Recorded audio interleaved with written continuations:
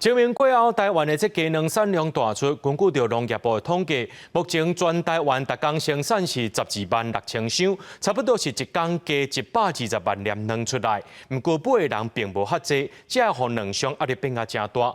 台北市卵商工会决定要落价，这产地计价还佫挂价，逐斤拢要落3块。 民众挂一袋鸡卵，准备要介绍清明过后，鸡卵产量增加，但是买气煞无好，库存卖袂出去，这互卵商的压力真大。台北卵商工会决定要落价，每袋斤降3块。唔知呢，大家嘛咧食，规个商拢嘛是爱食啊。第一，它的产量又比较多，第一个就是阮家己本身在生意嘛无遐尼好，所以起码目前的鸡蛋就是有比较供过于求一点，所以说才会去跌价。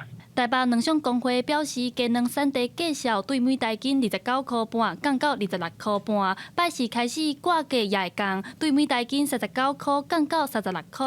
虽然大盘有咧降，不过民众也是讲无感受到，因为现在去早顿店面搭一粒卵大部分也是卖15块。哦，那我就不会点卤蛋了，太贵了。还有时候有些还会卖到20块。 15左右吧，15左右吧。咱当然爱呼吁咱的遮的些关心遮小吃摊会使甲咱的介绍会使往下降。